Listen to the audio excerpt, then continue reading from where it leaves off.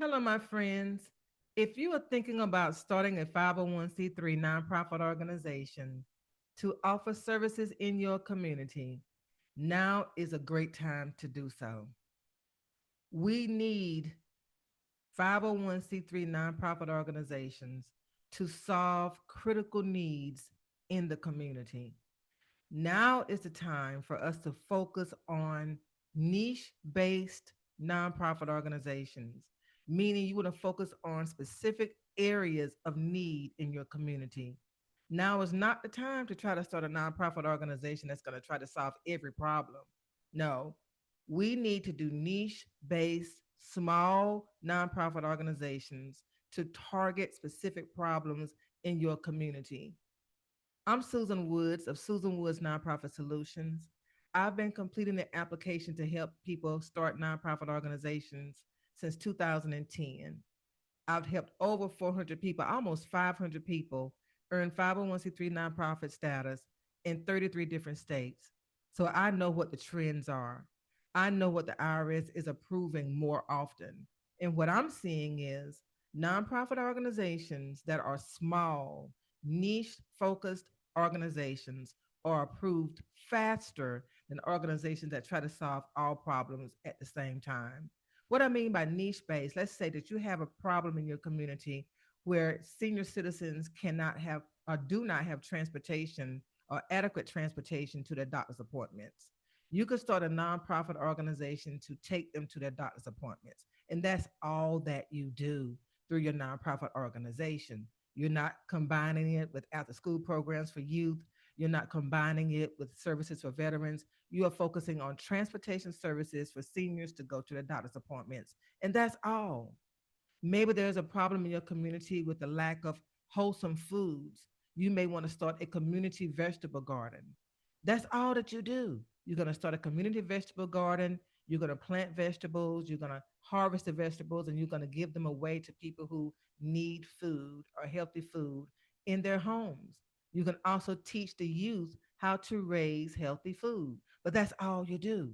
That's the trend now. You want to focus on one area of need to start a 501c3 nonprofit organization. So, how do you start a 501c3 nonprofit organization from scratch? Well, the Form 1023 application for recognition of exemption is the official IRS application that you will use to apply for 501c3 nonprofit status. Again, it is the official application that you will use to apply for 501c3 nonprofit status. I have completed that application over 400 times. So I know how the application works. I know how to complete the application. And therefore, I want to invite you to enroll in my Form 1023 Academy.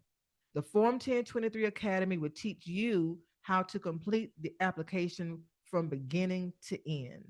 Now, what I want to do, if you want to enroll in the Form 1023 Academy to complete or to learn how to complete the application from beginning to end, just click on the link in the description or click on the link in the pinned comments to enroll. Enrollment opens every Monday. Now, let's talk about the Form 1023.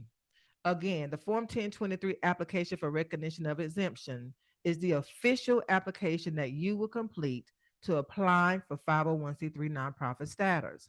There are two types of Form 1023 applications. The first type is the Form 1023 EZ. It is a streamlined application. It only has 4 pages.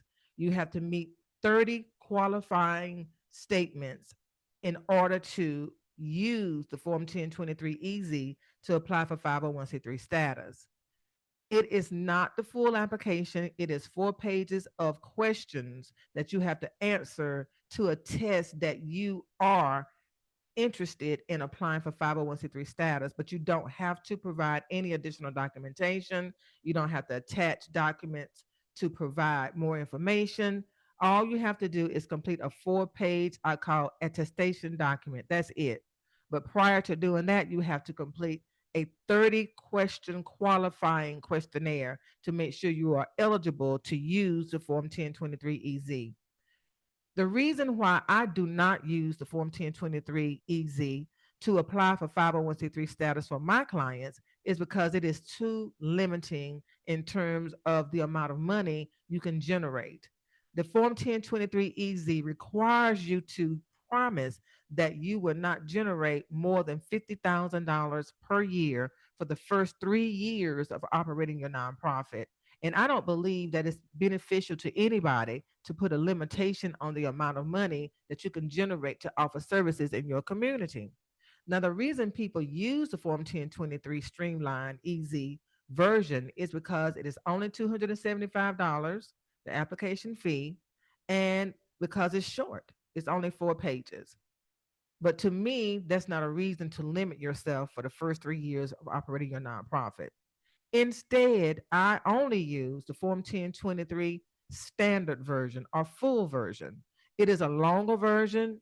It is 40 pages, but you only are required to complete the first 20 pages. The remaining 20 pages are not necessarily needed except for special circumstances, which I'm going to explain later on in this video.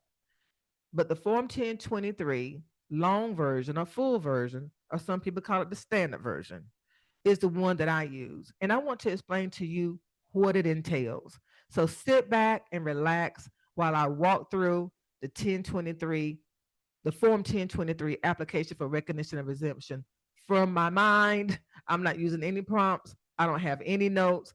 I'm just telling you from what I remember because, like I said, I have completed this application over 400 times for clients across the United States who represent 33 different states. So, the Form 1023 application for recognition of exemption is not located where you may assume it's going to be located.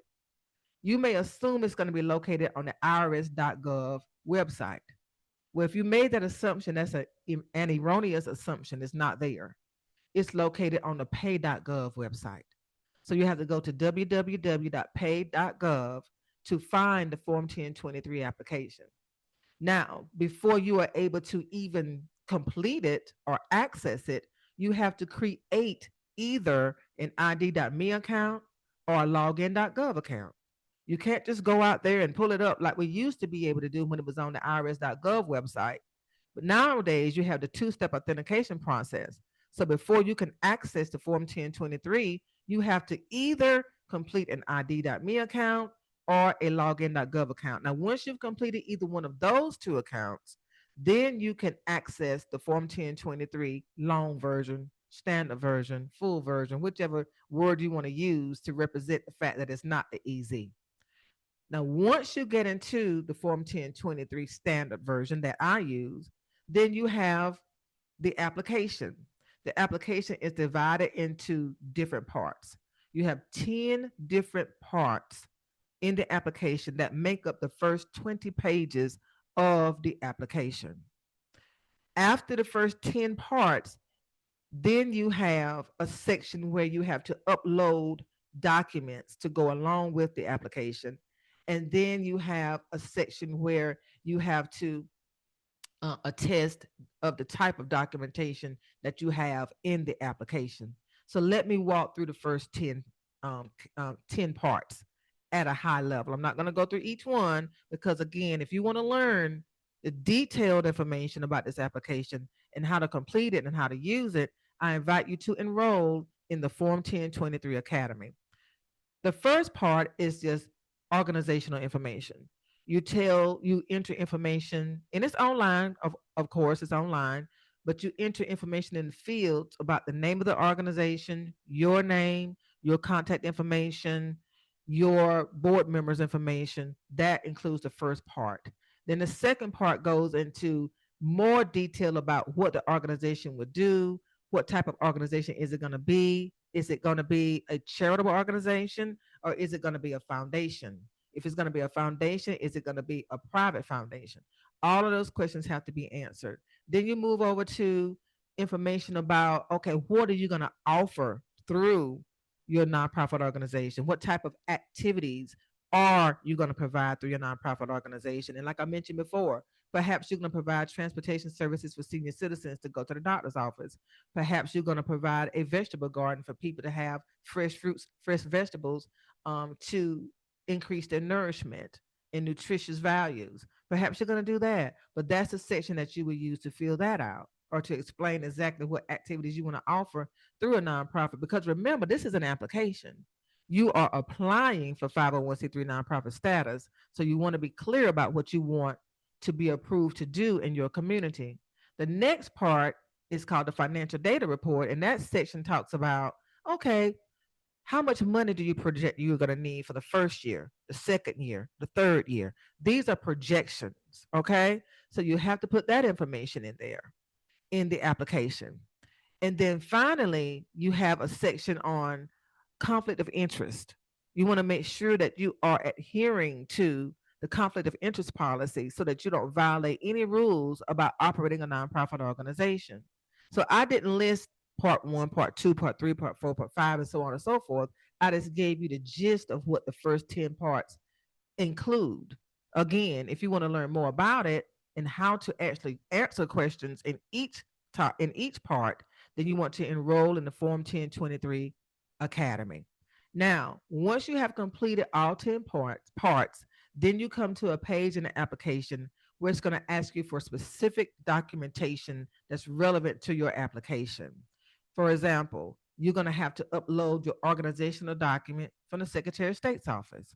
You're going to have to upload all of your supplemental documents or attachments that you want to include in the application. And I'm going to talk about those in a minute, so don't go away. Then you want to determine whether or not you want to be represented by a power of attorney. Maybe you want a lawyer to represent you. Then you want to put in if you want to have expedited processing for your application. You have to click a button and say, I want it to be expedited, but you have to have a rationale to request your application to be expedited. That means to be processed faster than normal. Once you've gotten all of those questions answered, then you go to the next page and you upload all of the documents. Now, I'm going to pause for a moment and take a step back and tell you the list of documents that you must upload in your Form 1023 application. Before you even complete your Form 1023 application for recognition of exemption, these are the documents that you must complete first.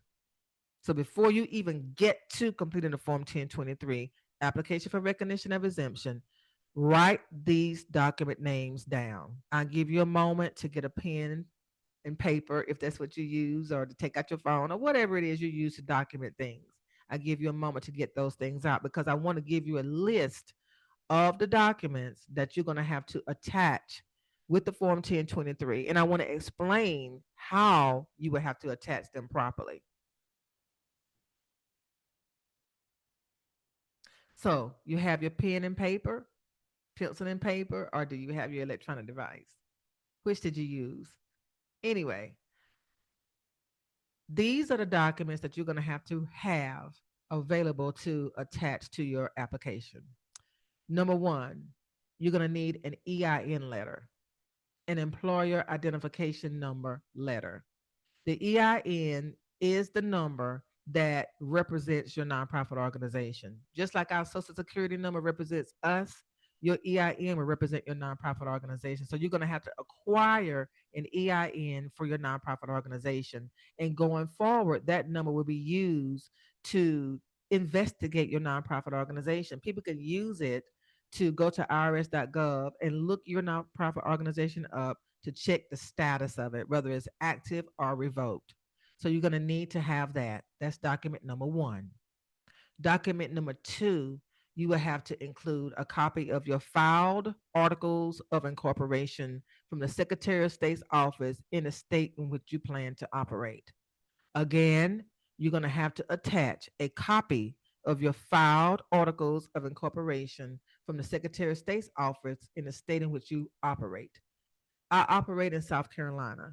So I had to go online to the South Carolina Secretary of State's office, complete an application to apply for permission to operate in the state of South Carolina. In order to do that, I had to complete the articles of incorporation. That gives you permission to operate in your state. You cannot operate a nonprofit organization in the state without filed articles of incorporation. You have to pay a fee to file your articles of incorporation, and every state has a different fee. Every state has a different application process. Once you've completed your application, you have to wait. You have to wait until the Secretary of State's office sends you a copy of your articles that are considered filed. That means they have been stamped with a filing date on the document. Some states will give you a certificate of incorporation to show the date of filing. Whatever the case may be, that's the second document that you have to include in your application. Document number 3, bylaws. You have to write the bylaws from scratch to correlate with what you plan to offer through your nonprofit organization. The bylaws the bylaws document is considered the governing body of your nonprofit organization. It lists your board of directors, roles, and names, addresses, phone numbers. It lists your articles of how you're going to operate. Your indemnification clause is there. Your dissolution clause is there. How you're going to host board meetings. All of that's included in your bylaws. Number 4 is called the Your Activities document. The Your Activities document is the heart of your application. That's the document where you tell the IRS every single thing that you plan to do through your nonprofit organization. This is where you spell out exactly how your transportation service will work to take seniors back and forth to doctor's appointments. This is where you spell out how you're going to provide a community vegetable garden. The Your Activities document is the most important document in your application. Now, let me tell you the questions that the Your Activities document will answer. It will answer the questions who, what, where, why, when, and how. Who, what, where, when. I'll get tongue tied. Who, what, where, when, why, and how. Those questions must be answered in your activities document. Number 5. Now, let me pause and tell you, I'm listing these documents in the order in which you should complete them because they are cumulative. They build on each other. You cannot do number 5 if you haven't done number 4. So number 5 is called the financial data report. The financial data report is like an income statement. It includes revenues and expenses, projections, projected revenues, projected expenses. That's what this document includes. How do you come up with those numbers? Good question. You go back to the Your Activities document and you look at what you told the IRS you want to do, and then you assign a cost to each thing you want to do. If you want to create the vegetable garden, how much is it going to cost? How much is it going to cost? Well, you need raised beds, you need soil, you need seeds, you need plants, you need fertilizers, you need tools, you need human beings. All of those things you have to figure out how much it's going to cost. And you would put that information in your financial data report. That's what that document is. That's document number 5. Document number 6 is called fundraising activities. This is the document that you will use to explain how you're going to raise the money that you just listed in the financial data report. You see how they build on each other? So, how are you going to raise the $75,000, hypothetically speaking, that you need to offer a community garden? Well, you may divide it among grants, fundraising. You may add in donations. You may have people who give in kind donations. All of that has to be explained in the fundraising activities document. Then you have the conflict of interest policy. This is the document that you would include. This is document number 7. This is the document you would include to tell the IRS, we are starting this nonprofit organization to benefit the community. Although we may benefit from salaries, we are not creating this nonprofit organization for any illegal activities, not a shell organization to get money coming through for malicious intent. This is going to be a bona fide community based service. So those are all of the documents that you are required to attach to your Form 1023 application. Now, there's one more document that you may want to also include, and let me tell you about it. This document is called the expedited request letter. Let's say that you have an urgent need to get your 501c3 status approved as quickly as possible, and you need it done now. Maybe you have a major investor who said, you know what, I would have given you $100,000 if you had a 501c3 status.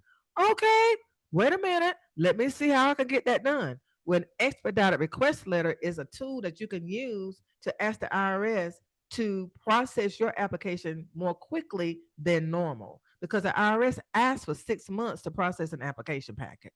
But if you have an expedited request and if you include a letter from the potential investor indicating that they will give your nonprofit or donate $100,000 or however much it is, it doesn't have to be a certain amount, it could be $50.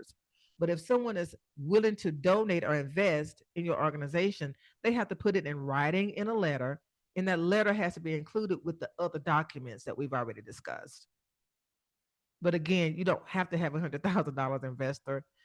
It could be whatever amount they choose, because the IRS doesn't want to prohibit you from getting investments if someone puts in writing that they are willing to invest if you have a 501c3 nonprofit status by a designated time. So all of those documents, I listed eight. I listed and described eight documents. All of those documents would need to be included in your Form 1023 application. Before I tell you how to do that, I want to remind you that if you want to learn how to even write and create those documents from scratch, that's another component of the Form 1023 Academy. In the Form 1023 Academy, I teach you how to write each one of those documents. I teach you how to acquire the EIN letter, how to acquire the filed articles of incorporation, and then how to write the 5 documents that came after those. Then how to get, I have a template for the expedited letter request, the expedited request letter. I have a template that I will share with you. The Form 1023 Academy is a comprehensive, robust learning experience that I have poured my heart and soul into developing so that other people besides myself and others can create nonprofit organizations to benefit the community. You can go into business just like I have, completing the Form 1023 application for other people, like I've been doing since 2010. Let me get back to the lesson. Now that you've gotten all of your documents, you have to merge them all together, because the Form 1023 application does not allow you to attach 8 different documents. No, no, no. You have to take all of those documents that you've created, save them in PDF format, and then merge them together into one PDF document. Again, the Form 1023 application does not allow you to attach several different documents. No, no, no. You have to save those documents in a PDF format, then merge them together into one document, and then attach that one document to the Form 1023. Now, when you merge those documents together, let me tell you something that ChatGPT does not know. Okay. This is a learned experience. If you have the wrong version of of the Adobe software, and you try to upload your attached your document to the Form 1023, it's not going to work. Now, how do you know if you have the wrong version? I will tell you. You have the wrong version if when you upload your PDF, there is a tab at the very top of your Adobe that reads portfolio. If the tab that holds your merged document reads portfolio, you cannot attach that document to the Form 1023. That's the wrong version. And I learned that the hard way. I was like, why can I not attach this document? Why isn't it attaching? And then I reached out to Adobe, the Adobe help team, and they walked me through the steps and they said it's not the right version. I had to get another version of Adobe. When I attached the document in that version, the tab read binder, binder, not portfolio, but binder. The tab has to read binder in order for you to upload it. Now, once you have uploaded your document, then you want to name it supplemental responses because that's what the IRS calls or refers to an uploaded document as the supplemental responses, extra responses that you want to attach to your Form 1023. All of these steps are covered in the Form 1023 Academy. I invite you to enroll because I demonstrate them. I don't just talk about them like I'm talking about it now. I actually have the application up so that you can see and watch me complete the Form 1023 right in front of you. And you will see what I'm referencing when I'm telling you that when you upload your Adobe document, you have to upload it under a binder tab. Once you've done that, then it's attached to the Form 1023 application. Now, the next page in the application is the final page. And this is the page where you sign off saying that all of the information in the application is true and accurate. Because remember, this is the Internal Revenue Service. It is under the Department of the Treasury. This is serious federal level business. So you have to attest that everything in your application is true and factual. You have to sign off on that. Once you've done that, you go to the last page, which is the payment page. This is where you will process your payment. Now, the cost or the fee to process the standard full version of the Form 1023 application is $600 as of the recording of this video. It was $600. It is $600. Years ago, it used to be $850. I have no idea why the IRS reduced it, but they did. So it's $600. So now you can go out and process your $600 payment, and that sends your application to the IRS, and your application is placed in the queue for processing. You will receive a receipt letting you know that the IRS has received your application, and there will be a code on the application that you can reference if you have any questions about it during the 6 month time frame they request to process your application. Now I have some good news. I haven't had anybody have to wait 6 months this whole year.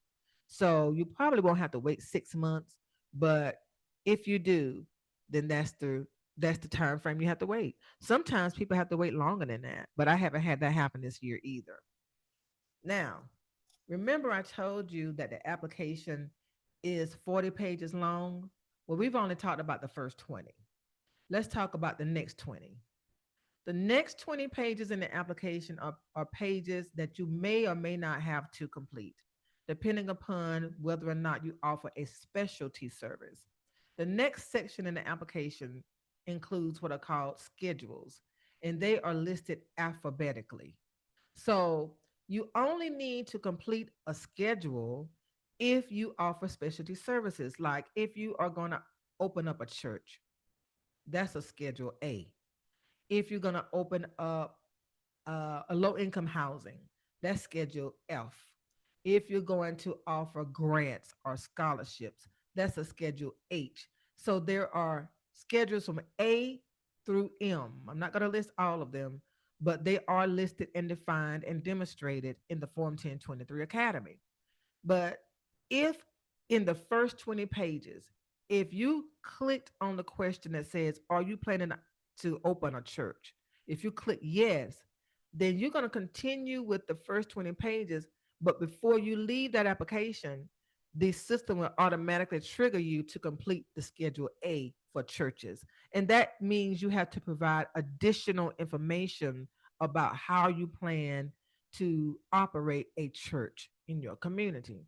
If in your application you clicked on, yes, I'm going to offer low income housing, before you leave that application, before you are able to process your payment, you're going to receive a Schedule F for you to complete and provide detailed information about how you plan to offer low income housing. If you click within your application that you're going to offer scholarships for high school seniors to go to college, or if you're going to offer grants for people to start their own businesses, then you will be triggered, the system will trigger you to complete the Schedule H before you leave that application to explain the qualifying criteria you're going to use for the scholarships and grants. You're going to have to upload a sample application of what people will have to complete to apply for your scholarships and grants. So those are just three examples of the schedules. Like I said, there are A through M. So however many that is, the letters A through M, then that's the number of schedules that are um, available to you to complete on the last 20 pages. 20 pages 21 through 40 are nothing but schedules. But again, if you don't plan to offer any specialty services, you could stop on page 20 and submit your application for processing. The schedules don't require any additional money, so you don't have to worry about paying any more money to if you have schedules. That's just a part of the application for you to let the IRS know what you're planning to do. Now, once you submit your Form 1023 application for recognition of exemption to the IRS for processing, then you wait. You wait. You just on standby. You're waiting to hear back from the IRS. Now, in the meantime, you can be making sure you have your website up. As long as you're not accepting donations, you can go ahead and put your website up about your nonprofit. You can do your social media platforms, Facebook, Instagram, or whatever it is that you plan to use to advertise your nonprofit organization. You can go ahead and start working. You could go ahead and start accepting pledges, not money, but you can start accepting pledges from people to um, to help you financially with your nonprofit organization. And once you get your status, you can go back to them and say, "Hey, I have my status. I'm ready for your money that you pledged." You can do all of those things. You can start thinking about fundraising strategies. You can start thinking about reaching out to people who may be potential customers or clients. You can do everything except raise money. It would be illegal for you to raise money without a status. Now, while you are waiting, the IRS may reach out to you for additional information. That's not uncommon. They may reach out to you and say, "Hey, we read your application, but we have some questions about part number 7, whatever part that is." Or they have questions about your finances, or they have questions about the bylaws, whatever the case may be. They will send you what is called a first request letter. It's the first request letter for additional information and clarification on your application. That's okay. But the important thing to remember about that is you have to answer right away. You can't hold on. They normally give you 10 business days to file a response. If you miss filing a response in 10 business days, guess what happens? Your application gets canceled. And let me tell you, I've seen it happen. I've seen it happen. The applications are canceled. Okay. And you have to start all over again. You say, "That's mean." Well, it could be mean, but it's facts. So you want to respond as quickly as possible. I help the client respond to 4 request letters: first request, second request, third request, fourth request, because she had a complex application. So the IRS would read the first response. They'd come back and say, "Okay, building on what you said in the first response, what are some additional information we need?" Oh my God, it was like a nightmare. But it happens. It can happen. Or you can have an application that goes straight through to approval. They may not have additional questions. They may be satisfied with what you have. It depends on the complexity of the application. That's the Form 1023 application for recognition of exemption process. Everything I've shared with you in this video message is included in more detail in the Form 1023 Academy. So let me take a moment to tell you more about the Form 1023 Academy. Again, it teaches you how to complete the Form 1023 application for recognition of exemption, the full standard version from scratch. You will learn how to answer every single question in that application. I will demonstrate on the screen. You will see me completing the application.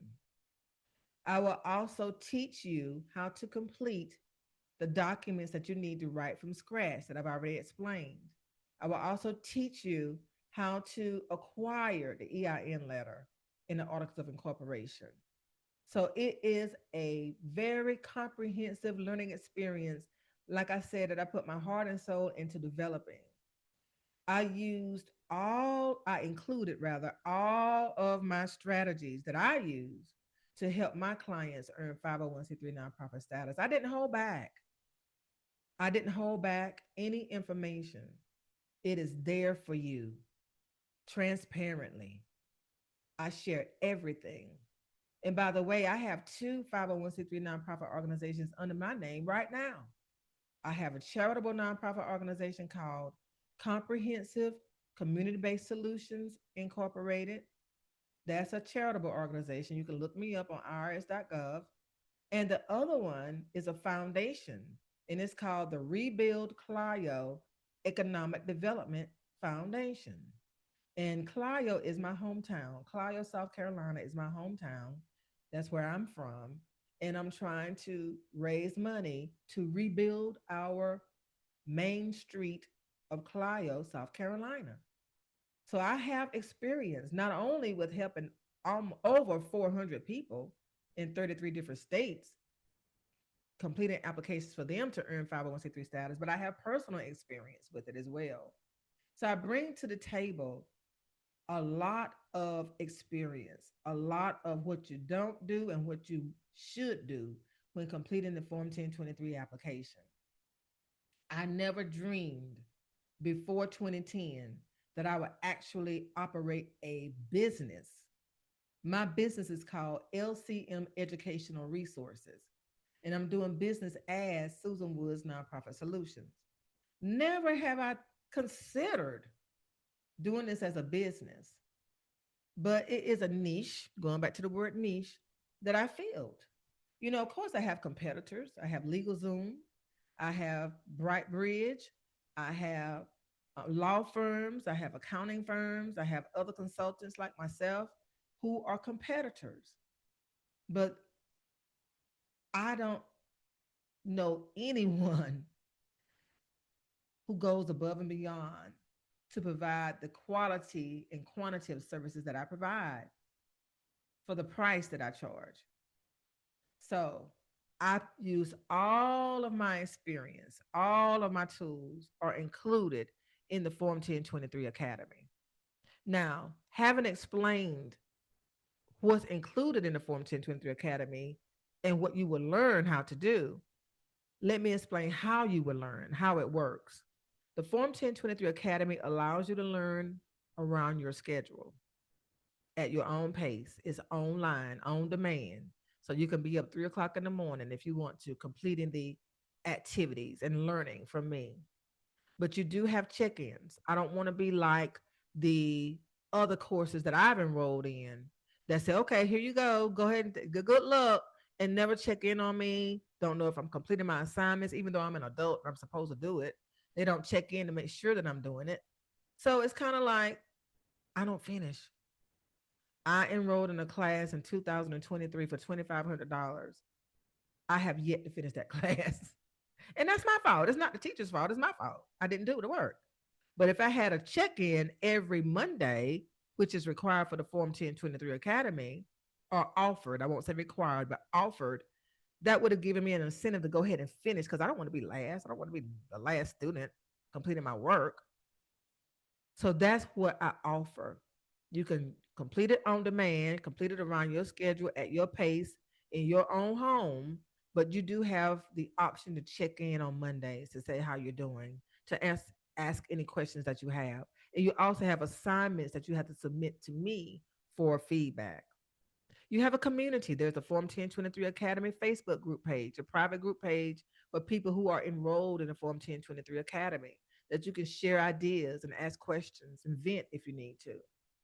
So it's a robust opportunity for you to learn how to complete the Form 1023. For yourself, if you want to complete it for yourself to learn how to complete your own Form 1023 so you don't have to pay people like me and others to do it for you. Or maybe you want to go in business like I am. I mean, the demand is very high for quality services. Maybe you want to do that. So, having learned what you will learn, having learned how you will learn and the value of it, having learned that I am bringing to the table real life practical experience, how much do you think I'm charging to enroll in the Form 1023 Academy? Type it in the comments. Type it in the comments. How much would you charge if you offered this academy? How much would you charge considering everything that I've shared? Type it in the comments. The fee to enroll in the Form 1023 Academy is, drum roll, $450. Can you believe that? I'm only charging $450.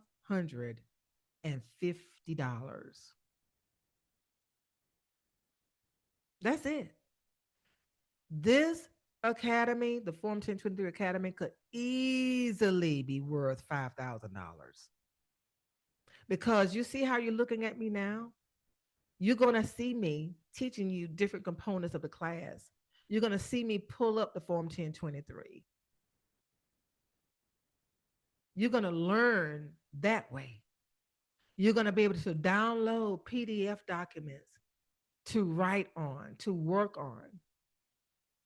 You're going to have different modalities to learning because you see, I am someone who has been teaching now since 1990. Oops, revealing my age. Since 1990. I'm a teacher at heart. So I bring all of that to the table for you. I have a master of arts degree in teaching. So I know all about adult learning modalities and methodologies. And I infuse that in my training. I know how adults enjoy learning. We adults enjoy different types of learning: hands on, listening, watching, practicing, quizzes. We enjoy that. We enjoy projects to see how we've learned. All of that's infused in the Form 1023 Academy. And I invite you to be a part of it. It opens every Monday. So there's no deadline for enrollment. You just jump in on a Monday. Of course, you pay before you jump in, but the academy opens every Monday morning with new people enrolled. You can pay for it today and start a Monday down the road whenever it's best for you. Now, is $450 is a stretch on your budget? I offer payment plans. Yes, you don't have to pay the full $450 up front if you cannot afford it right now, which is completely understandable. So you can choose to break it up into two payments. You could pay $225 the first month and $225 the second month. And you say, oh, that doesn't work for me either. What about three payments? What about three payments of $150? I'm sorry. Yeah, I'm sorry. Three payments of $150 per month for 3 months. What about that? Would that work? No. What about four payments? This is the last offer. Four payments of $100 per month for 4 months. And you're still in the class. You don't have to pay the full thing. You could, that's not right, is it? I said that wrong. Anyway, you do the math. You can break it up into four payments. Anyway, but what I'm trying to say is I want to make it as easy on your budget as I can. Okay. And you don't have to pay the full 450 up front.